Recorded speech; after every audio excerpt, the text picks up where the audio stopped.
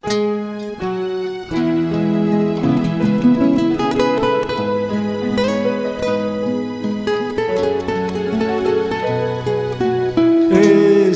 templo de amor e de paz, que ao despertar de um novo homem nos induz, te conclama, irmão, de última hora a ingressar. Amigos e amigas, minhas irmãs, meus irmãos, meus companheiros, Valde, Lúcia, desencarnados que estão conosco nesse lugar abençoado, nossos companheiros que estão no plano virtual, ligados à nossa instituição. É uma alegria enorme estarmos chegando nos lares dos nossos irmãos.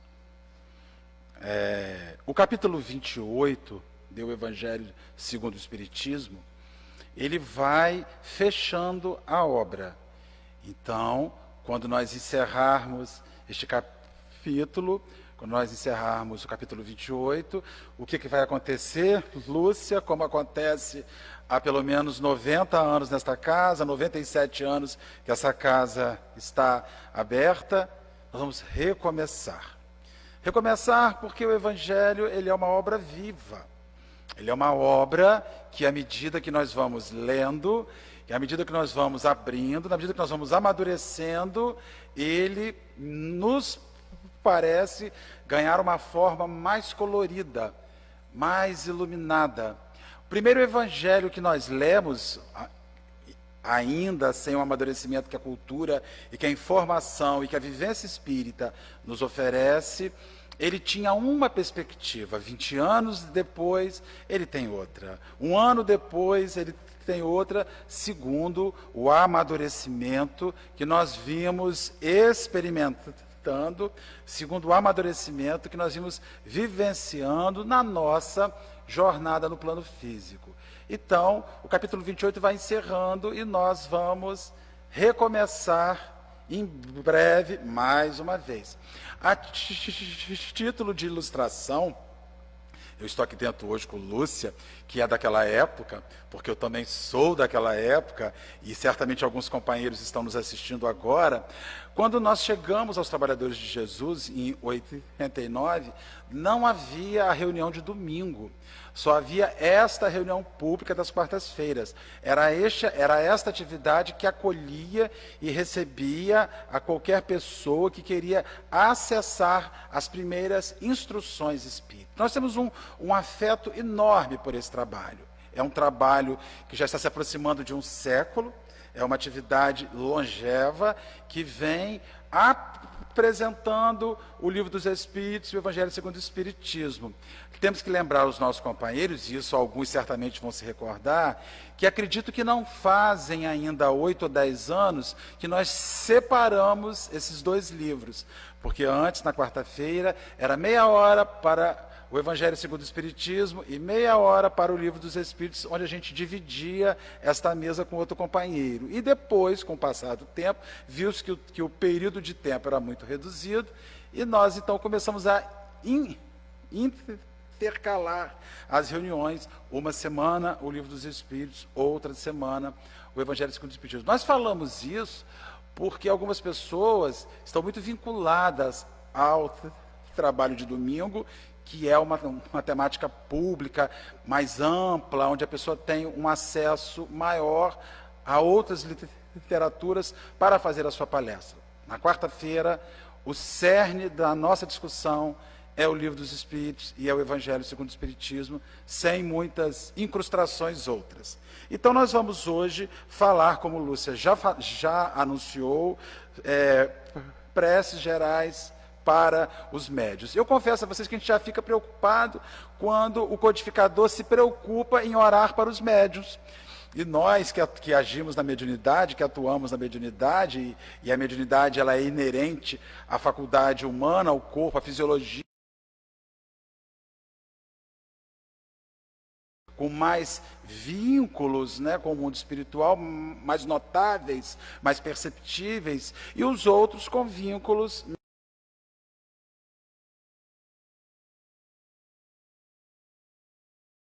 que são, naquilo que se apresentam, detêm-se a capacidade de mudar a nossa vida, para o bem, ou infelizmente, na grande maioria, para o mal. Quando nós formamos estes vínculos com os nossos irmãos desencarnados. No item 8, Allan Kardec, no capítulo 28, já no item 8, Allan Kardec começa com um apontamento lá dos Atos dos Apóstolos, no capítulo 2 dos Atos dos Apóstolos, nos versículos 17 e 18, quando ele diz assim: nos últimos tempos, diz o Senhor, difundirei do meu espírito sobre toda a carne. Vossos filhos terão visões e vossos velhos sonhos. Nesses dias difundirei sobre os meus servidores e servidoras, e eles profetizarão.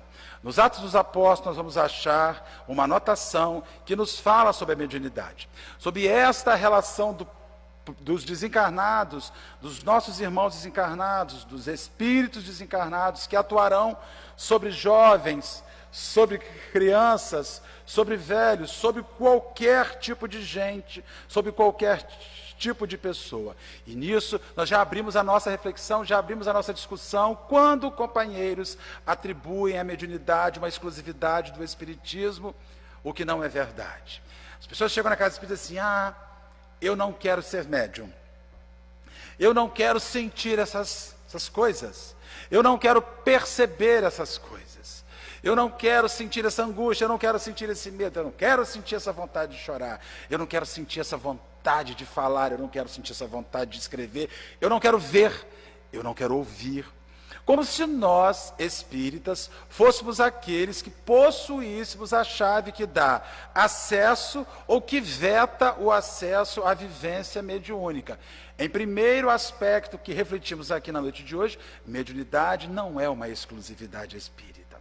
Mediunidade não é uma propriedade espírita. O que é, sim, do espiritismo é o profundo e afinco estudo em compreender de onde vem este fenômeno, como ele ocorre na fisiologia humana e que fins se espera desta vivência com o mundo espiritual. Nisto sim, palmas para Allan Kardec, palmas para a obra da codificação, palmas para o Livro dos Médiuns, que é um manual, que é um tratado, que orienta, define, escreve e descreve toda a dinâmica desta relação com o mundo espiritual, que nada mais é do que uma relação interpessoal. Assim como nós nos relacionamos com os vivos, nos relacionamos com os mortos. Entretanto, na ilusão de que nós podemos nos afastar e dizer quando alguém chama na porta da gente: Lúcia, você está aí? Diz que eu não estou, diz que eu não estou. E a pessoa vai embora, com o morto a gente se dá mal, porque o morto sabe que a gente está. E ele não vai embora, porque ele vê através da porta, porque ele vê a nossa energia muito mais do que vê esse nosso aspecto físico. Então, mediunidade, ela é para o espírita um mecanismo que é natural, que faz parte da fisiologia do corpo humano, e nós estamos aqui não para evitá-la nem para atraí-la, mas nós estamos aqui para compreendê-la e dar-lhe uma aplicação útil. Assim, quando a pessoa vier para o centro espírita, não chegue aqui esperando que nós vamos tirar o seu dom, que nós vamos afastar o seu dom, ou que nós vamos atrair para você um dom que não existe. Isso não será feito. O que será feito é, se você chega com a mediunidade em desequilíbrio, vamos buscar orientá-lo para como alinhá-la, descobrindo que a gente não se livra disso. Todo mundo, numa escala maior ou menor, é médium.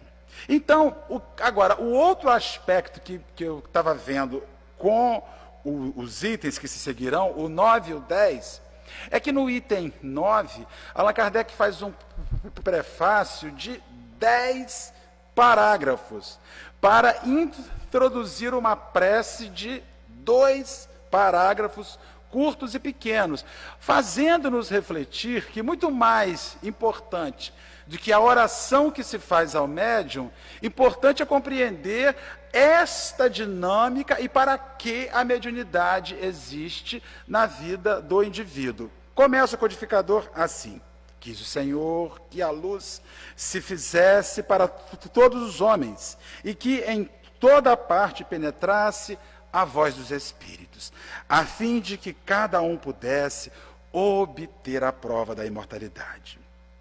Com esse objetivo é que os espíritos se manifestam hoje em todos os pontos da terra, e a mediunidade se revela em pessoas de todas as idades, de todas as condições, nos homens como nas mulheres, nas crianças como nos velhos. É um dos sinais que chegaram os tempos preditos.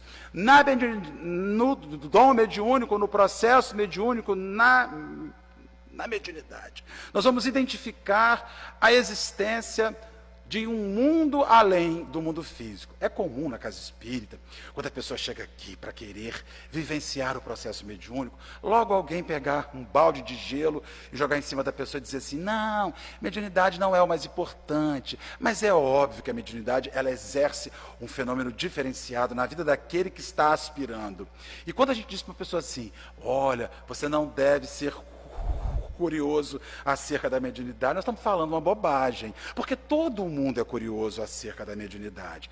E as pessoas que hoje não são curiosas acerca de vivência de fenômeno mediúnico, são aquelas que estão na tarefa, experimentando e vivenciando o fenômeno. E ainda assim, se enquanto estivermos na reunião, acontecer um fenômeno que foge ao habitual, da psicofonia, da psicografia, se materializar uma coisa, se aparecer uma coisa, se escutarmos uma voz direta, se uma garganta for materializada, nós vamos nos impressionar como se estivéssemos na primeira sessão da nossa vida, ainda que possamos estar sentados naquela mesa de trabalho há 30 anos.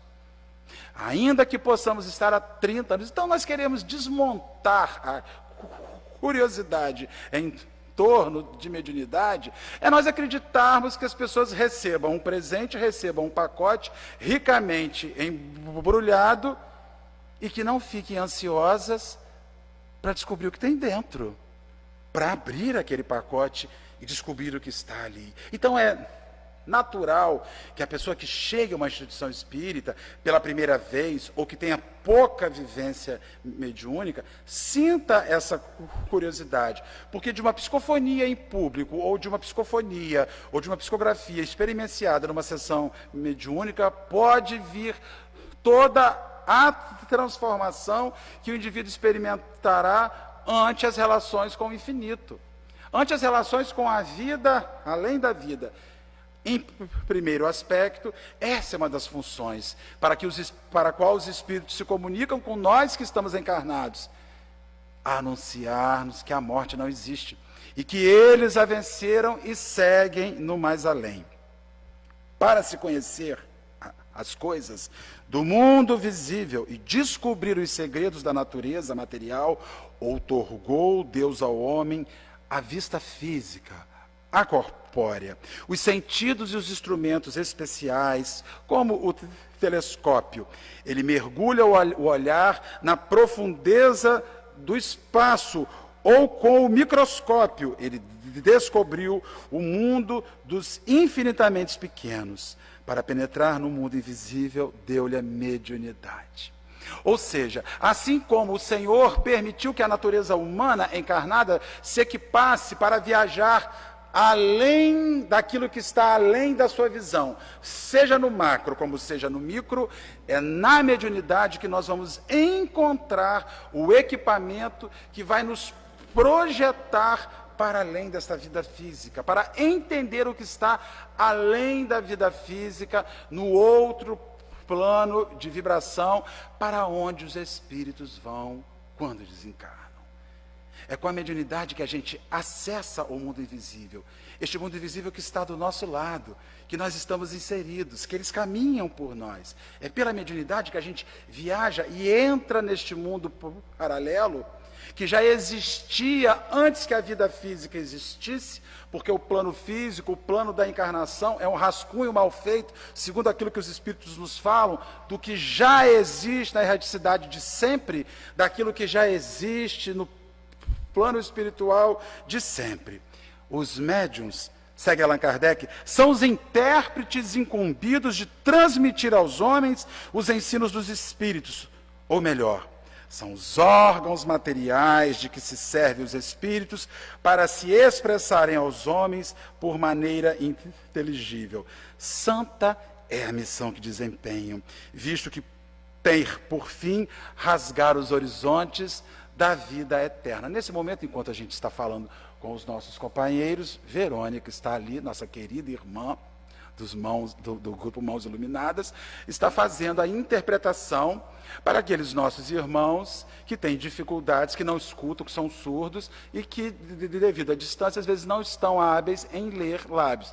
E eu confesso aos companheiros que ler o lábio de um gago não deve ser uma tarefa fácil para esses nossos irmãos. Então, Verônica está realizando uma atividade interpretativa. Ela está simplesmente sendo o intermediário, o médium encarnado, convertendo uma linguagem para um outro tipo de público que se torne inteligível e compreensível.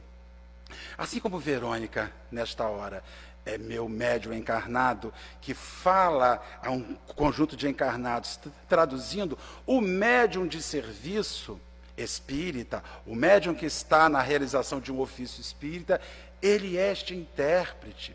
Ele pega a mensagem que chega, filtra e dá a ela um sentido para que chegue àquele que o lê ou àquele que o ouve, a expressão daquilo que o mundo espiritual anseia informar, seja para o bem, seja para o equívoco, quando o mundo espiritual foi equivocado, seja para o bem, quando o mundo espiritual que orienta seja de enlevo e seja de instrução. Então, às vezes a gente olha para os médiuns e atribui a eles uma aura quase santa, como se eles fossem aquilo que passa por eles. E como isso é um equívoco, né? As pessoas acreditam que quando o sujeito chega no centro e vira médium, ele subiu um escalão, né, Lúcia? Na qualificação espírita. Você é médium da casa? Sou, meu Deus. Você está na elite do centro. E mal sabe que não se trata de elite, se trata simplesmente de um instrumento que cumpre sua função útil, esperada, aguardada pelo mundo espiritual, para realizar a tradução, para ser o intérprete das vozes que já se foram com o mundo encarnado que permanece aqui. Os espíritos, segue Allan Kardec dizendo, vêm instruir o homem sobre os seus destinos, a fim de o reconduzirem à senda do bem, e não para o pouparem ao trabalho material que lhe cumpre executar neste mundo, tendo por meta o seu adiantamento, nem para lhe favorecerem a ambição e a cupidez. A mediunidade não é facilitadora, ela é instrutiva. E diante do mecanismo instrutivo que você recebe dos espíritos, você faz a opção por qual caminho seguir, por qual percurso seguir. Qual é a função de uma orientação espiritual? É fazer aquilo que nós devemos fazer? Não.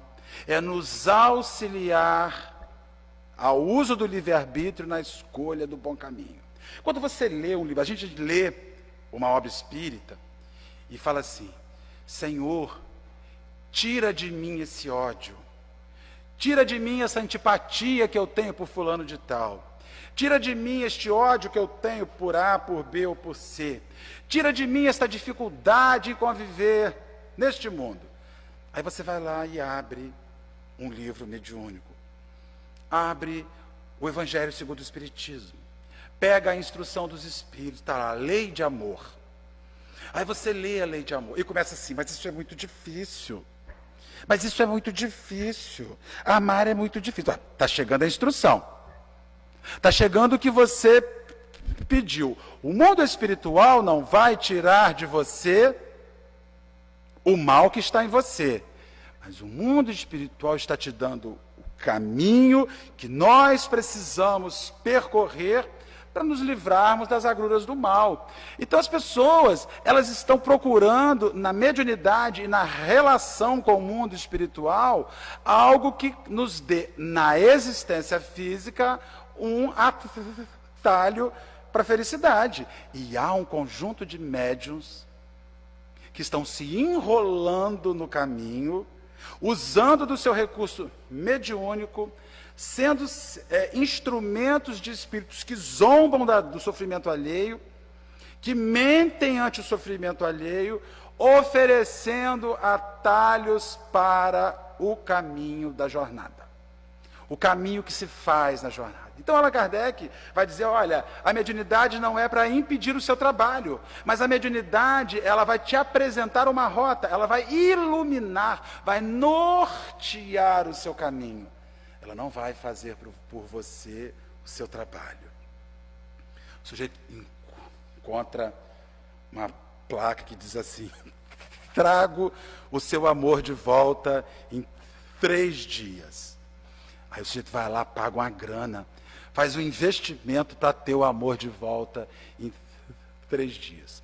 Vamos supor que aquele espírito, articulando algum tipo de situação de energia, consiga ligar naquela pessoa que você foi lá pedir ela de volta, para que ela te olhe. Aí vai lá, mexe com a libido, faz com que você tenha recordações dos encontros afetivos que eram tão agradáveis, tão importantes, que foram tão prazerosos, e mexe um pouco. Até é possível que eles possam estar fazendo isso. Aí você vai, o amor volta. Mas se você não mudar o seu nível de relação, se você não mudar a perspectiva da sua relação, daqui a pouco ou o amor vai embora de novo, ou você não fica mais. Então, a gente se serve de coisas infelizes, damos aos espíritos infelizes a oportunidade de zombarem dos nossos sentimentos, de criarem artimanhas, de criarem situações infelizes, tentando quebrar a rota. E aí o que a gente faz? Tentando quebrar a rota, a gente quebra a cara. E vai quebrando a cara uma atrás da outra, vai gerando vínculos com espíritos infelizes, vai buscando meios, vai fazendo ofertas, vai fazendo coisas para que aquelas ofertas atendam o meu não esforço, para que aquelas ofertas atendam o meu não trabalho. Eu vou fazer essa oferta para que eu deixe de ser egoísta, eu vou fazer essa oferta para que eu deixe de ser orgulhoso, eu vou fazer essa oferta para eu conseguir um emprego bom. E tem sempre um espírito que mente para você, dizendo que se você fizer aquilo, você ganha. E por um revés da vida, você entra ali e começa a atribuir a ele aquilo, mas não sabe o quanto de vínculos infelizes para possuir aquilo. E materializando aquela quebra de rota, você chegou a um objetivo sem percorrer o caminho. O que vai acontecer? Lá na frente, aquele percurso que você não fez vai te ser pedido. E o que você tem que realizar? Volta e faz de novo. Nessa ou noutra existência, a gente tem um caminho para percorrer. E médium não entra na nossa vida para quebrar este caminho, quebrar esta rota. Aí tem os médiuns, o de que devem compenetrar-se bem, para não fazer mau uso de suas faculdades. Aquele que médium compreende a gravidade do mandato a que se acha investido, religiosamente o desempenha. Sua consciência lhe profligaria, como ato sacrílego, utilizar por divertimento e distração, para si ou para os outros, faculdades que lhe são concedidas para fins sobremaneira sérios, e que o põe em comunicação com os seres de além-túmulo. Se o fim não for sério, se o fim não for útil, quem vai estar ali é um zombeteiro. Quem vai estar ali, se você se reúne com um médium para planejar a desgraça da vida do outro, nunca será um espírito do bem. Se você se reúne com um médium para promover um meio de quebrar o livre-arbítrio do outro que diz não e que você quer que diga sim, nunca será um espírito do bem. Porque espírito do bem algum se presta a intervir desta maneira na vida alheia. Nenhum. Nós temos que ter isso em mente. Se você encontrou um espírito que te apresentou como um meio de quebrar a sua rota e botar um atalho fácil na sua vida, prepare-se. Você está procurando, nós estaremos procurando, tanto enquanto médiuns que cedemos a isso, quanto os consulentes que buscam os médiuns para isso, estaremos criando um emaranhado de endividamento ante o mundo espiritual. Porque além dos nossos equívocos, em oferecer isso porque alguém vai em busca, nós permitimos que espíritos permaneçam atrasados na sua existência. Porque nós somos o alimento que ele espera para permanecer na sua atividade infeliz. Como intérpretes do ensino dos espíritos, tem os médiuns que desempenharam importante papel na transformação moral que se opera. Os serviços que podem prestar guardam proporção com a boa diretriz que imprimam as suas faculdades, porquanto os que enveredam pelo mau caminho são mais ruins e nocivos do que úteis ao espiritismo. Um médium que foge ao princípio da caridade desinteressada, um médium que negocia por dinheiro seus recursos, um médium que marca hora para atendimento. Meus irmãos, a gente tem sempre que lembrar os companheiros, o telefone da mediunidade, ele toca de lá para cá. Então, o espírito que se presta a atender alguém em horário comercial, de 8 a meio-dia, com 1 hora de almoço para o médium, e que volta a 1 hora para atender até às 5, não existe isso em mediunidade. Não há esse processo de disponibilidade, não há espírito do bem algum que fique disponível para isso. Precisamos lembrar os nossos companheiros que quando o Espírito da Verdade apresenta-se a Allan Kardec a primeira vez, diz para Kardec o seguinte: eu vou estar por 15 minutos, 1/4 de hora com você, uma vez por mês. Nós teremos 15 minutos juntos, uma vez por mês. Nestes 15 minutos que estaremos juntos, como ele nos fala no Advento do Espírito da Verdade, ele vai dizer a Allan Kardec, para resolver as questões mais complexas e dirimir as dúvidas maiores que você possa experimentar. Nós teremos 15 minutos uma vez por mês. Um espírito de alta envergadura, que não está disponível de 8 da manhã às 5 da tarde, para médium nenhum, no endereço comercial, que você paga R$60 a consulta, para que ele resolva a sua vida. Foge disso. Você está criando vínculos sofríveis com entidades sofríveis. Não só você atrasa a sua caminhada espiritual, como ajuda a atrasar a caminhada espiritual do médium e, mais ainda, embaraça os caminhos daquele espírito que, pela sua curiosidade, segue permanecendo neste processo de ignorância. Os serviços que podem prestar guardam a proporção. Aí segue aqui dizendo: pela má impressão que produzem, mais de uma conversão retardam. Porque quem está buscando a doutrina espírita séria se depara com um médium infeliz, com um médium que cede esse tipo de processo. Não tem jeito, meus irmãos, as pessoas relacionam as coisas.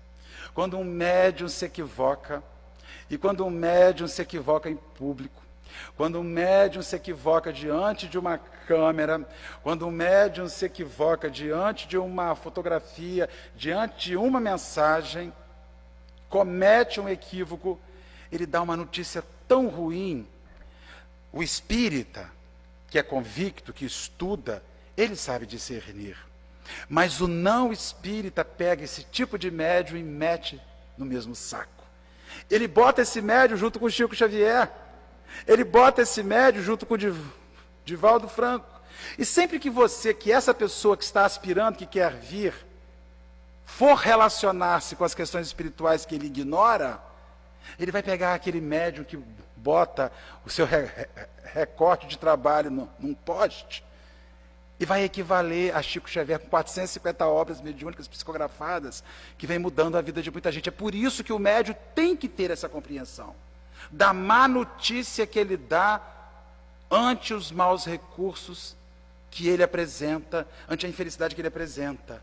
Eu digo aos companheiros, o espírita diferencia, o bom espírita estudioso diferencia, mas aquele que ignora o que nós fazemos na casa espírita, não. E ele dá as notícias infelizes sobre isso. O médium que queira usufruir sempre da assistência dos bons espíritos tem que melhorar-se, tem que trabalhar para ser melhor.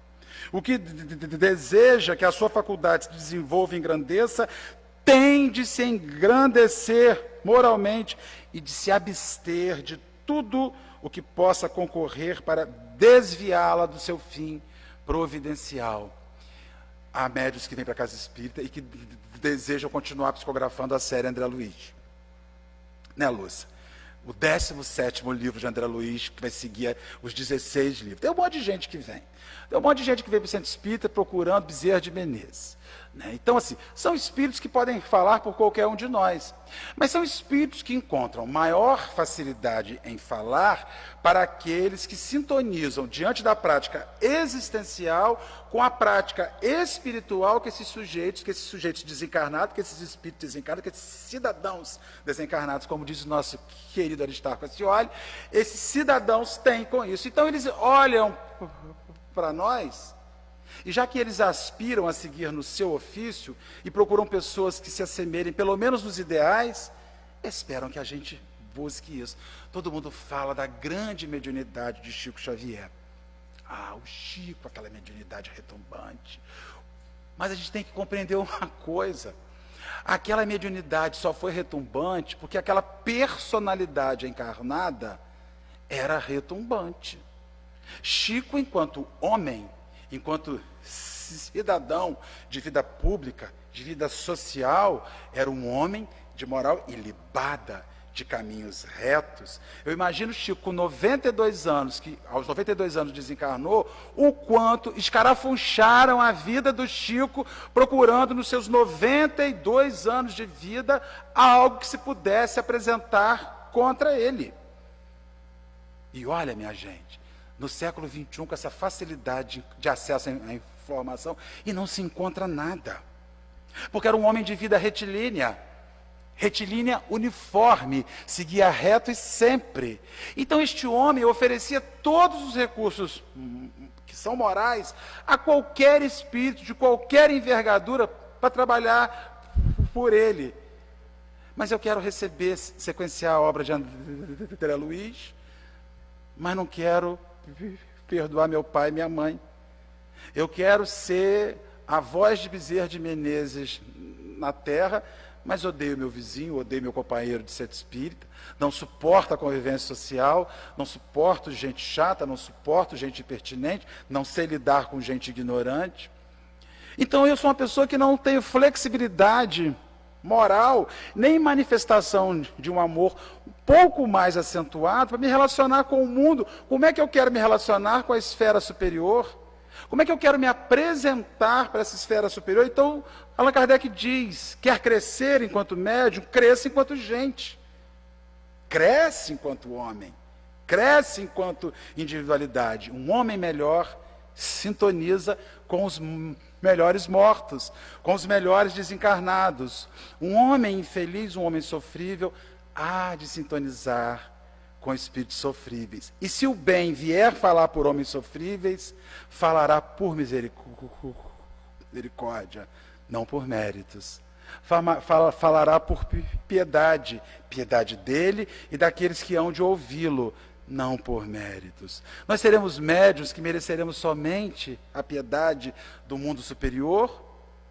Ou nós seremos médiuns que mereceremos a distinção favorável, não a distinção orgulhosa, nem a distinção egoísta, mas a distinção deles olharem e dizer assim, ali tem um homem que faz força, ali tem um médium que se esforça, ali tem um sujeito que está a caminho. Nós vemos os seus esforços e vemos as forças que ele empreende para domar suas más tendências. Reconheço o espírito ali. Ele não se deixa arrastar sem refletir o quanto aquilo representará de sofrimento para a sua faculdade e o quanto atrasará a sua relação com o mundo superior. Se às vezes os espíritos bons se servem de médiuns imperfeitos, no capítulo 26, itens 11 e 12, é para dar bons conselhos, com os quais procura fazê-los retornar à estrada do bem. É para isso que às vezes um espírito de luz vem através de um médium inferior. Aí o médium inferior, ou o médium que está vinculado às questões inferiores, fala assim, bem, já que ele me aceita assim, por que eu não vou me aceitar? E aí a gente segue prisioneiro desta aceitação infeliz, nos nivelando por onde, Lúcia? Por baixo. É aquele médium que se nivela por baixo. É aquele homem que se nivela por baixo. E diz assim, pouco com Deus é muito. Entretanto, muito com Deus vira Chico Xavier. Muito com Deus vira Divaldo Pereira Franco. E muito com Deus a gente muda o mundo. E ajuda a mudar o mundo. Prova a experiência que, da parte dos que não aproveitam os conselhos que recebem dos bons espíritos, as comunicações, depois de terem revelado certo brilho, durante algum tempo, degeneram pouco a pouco e acabam caindo no erro, na vertigem ou no ridículo, sinal incontestável do afastamento dos bons espíritos. Eles vêm e falam por você. A primeira vez, você não muda. Eles vêm e falam para você a segunda vez, você não muda. Eles vêm e falam para você a terceira vez, os bons, você não muda. Da quarta vez em diante, ou da quinta diante, da vez que foi em diante, não adianta. Estamos malhando em ferro frio. Não é o momento dele. Das outras comunidades, e chegará uma determinada hora, que os espíritos chegarão, usando os nomes da primeira hora, dos bondosos, dos espíritos de referência, mas na verdade são só pessoas que se zombam, fazendo-se passar por aqueles que não estão mais ali.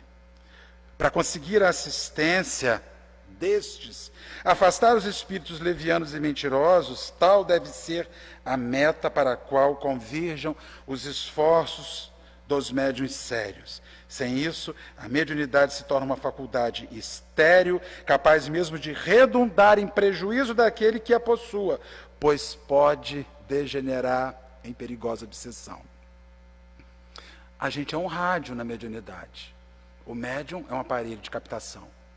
Você vai escolher que sintonia você capta, que rádio você quer ouvir. Se é a rádio do bem ou a rádio da ignorância. Se é a rádio do serviço ou a rádio da preguiça. Você sintoniza.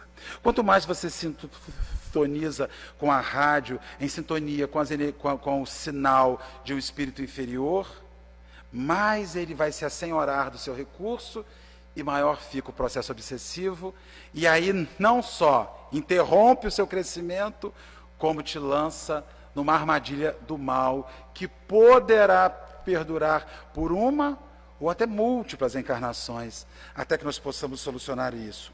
O médium que compreende o seu dever, longe de se orgulhar de uma faculdade que não lhe pertence, visto que lhe pode ser retirada, atribui a Deus as boas coisas que obtém. Se as suas comunicações receberem elogios, não se envaidecerá com isso, porque sabe, independentemente do seu mérito pessoal, agradece a Deus o haver consentido que por seu bom intermédio, bons espíritos manifestassem. Até porque, né, gente, a gente fica feliz com uma comunicação é natural. Claro que é natural. Agora, pegar para si aquela mensagem, como se você, que foi simplesmente o intermediário daquilo que vem do mundo espiritual, e que é levado para quem ouve, como se aquilo fosse seu, como se aquilo te pertencesse. E aí, já não é o espírito que se fala com você, que fala através de você, que é importante. mas é você o instrumento que tem importância. O Espírito não fala de você, através de você, porque as pessoas precisam ouvir, ou porque você está disponível. Mas o Espírito se sente honrado por falar por você. Aquele ali é o médium de fulano de tal. Como se algum médium tivesse propriedade de algum espírito que se comunica por seu intermédio. Agradece a Deus o haver oferecido que por seu intermédio bons espíritos se manifestassem. Se dão lugar à crítica, não se ofende, porque não são obra do seu próprio espírito. Ao contrário, reconhece no seu íntimo que não foi um instrumento bom e que não se dispõe de todas as qualidades necessárias a obstar a imiscuição de espíritos maus. Cuida, então, de adquirir essas qualidades e suplica, por meio de prece, as forças que lhe faltam. Quando uma pessoa, numa reunião mediúnica, faz uma crítica a uma comunicação que a gente recebe, a crítica não é o aparelho. A crítica é como a mensagem chegou. E é importante que a gente se faça autocrítica e se pergunte o quanto eu fui responsável por aquilo não ter sido agradável, ou o quanto eu fui simplesmente um instrumento para que aquele espírito pudesse ser atendido. Assim como nós não devemos nos envaidecer por sermos um bom instrumento, porque isso é burrice, você está se envaidecendo por um conteúdo externo que só passa através de você, você não deve se milindrar pela mesma atividade, porque assim como o bem passa através de você, a ignorância e o mal também passa através de você para ser atendido, para ser socorrido. E nós somos o quê? Os intérpretes do bem que flui por nós ou do mal que flui por nós. Então, o médium é um aparelho. Uma luneta que consegue olhar além, ou o microscópio que viaja para o micro. Mas somente um instrumento. E aí Allan Kardec sugere a prece. Eu falei, 10 parágrafos enormes sob o prefácio, e na prece ele diz assim: Deus onipotente, permite que os bons espíritos me assistam na comunicação que solicito. Preserva-me da presunção de me julgar resguardado dos espíritos maus, do orgulho que me induz em erro sobre o valor de que obtenha, de todo sentimento oposto à caridade para com outros médiuns. Se cair em erro, inspira alguém a ideia de me advertir disso, e a minha humildade que me faça aceitar, reconhecido a crítica, e tomar como endereçados a mim mesmo e não aos outros os conselhos que os bons espíritos me queiram ditar. Se for tentado a cometer abuso, no que quer que seja, ou me envaidecer da faculdade que te aprove conceder-me, peço que me retires, de preferência consentires que seja ela desviada do seu objetivo providencial, que é o bem de todos e o meu próprio avanço moral. Ou seja, o que Allan Kardec faz nessa oração? Ele resume todo o prefácio que ele fez, brilhantemente. Ele sintetiza todo um conteúdo, toda uma informação. Senhor, que eu seja instrumento e não me sinta maior por isso. Se eu fizer algo equivocado, que os bons espíritos me mandem alguém para me corrigir e que eu aceite isso. E Senhor, se a coisa avançar, tira de mim, para que mal maior não me aconteça e para que eu também não seja, enquanto veículo mediúnico, mal para o outro. Nós vamos orar, agradecendo a Jesus a oportunidade que tivemos na noite de hoje de refletir sobre a oração para os médiuns e dizer que isso não se estende somente aos médiuns de atividade mediúnica na sessão, mas a qualquer indivíduo que sinta a aproximação dos espíritos. Se torne uma pessoa melhor, que você verá maior sentido nessas aproximações e encontrará as respostas a que aspira. E assim, Senhor Jesus, hoje aqui reunidos, chegando aos lares dos companheiros que nos assistem, na noite de hoje, quando estamos refletindo sobre a mediunidade, sobre os caminhos que Deus nos outorgou através dela, para que pudéssemos nos ajustar ante a caminhada existencial que ora realizamos, Senhor. Permita-nos não nos perder por um dom. Senhor, que esse dom não seja nunca maior do que a minha necessidade de me tornar um ser melhor, um espírito melhor. Permita-me, Senhor, que esse dom não me roube de mim nunca, que eu não me iluda, que eu não me julgue maior do que a obra. Há tantos médiuns se perdendo, Senhor, porque se colocam acima da obra. Há tantos médiuns, Senhor, que se deixam ruir, porque creem que pode seguir o seu caminho longe da sua presença. Eles não dão conta. Nós não damos conta. E é no Centro Espírita, Senhor, esta grande oficina que o Senhor nos ofereceu para exercermos de forma direta e objetiva a nossa relação com o mundo espiritual. Dá-nos o entendimento disso, Jesus, que nós possamos nos ver como intérpretes do bem quando a mensagem for boa, da infelicidade quando a mensagem for infeliz. Que o bem nos estimule a sermos melhor, Senhor, e que a infelicidade nos estimule a misericórdia e a caridade para com estes irmãos. Não nos deixe nos perdermos, Jesus. Não nos deixe nos perdermos.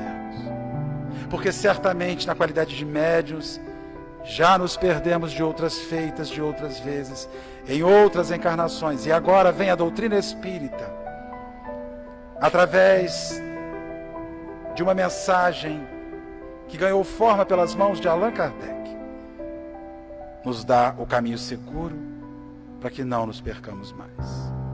Guarda-nos e abençoa-nos hoje e sempre, Jesus. É o que nós te pedimos nesta caminhada.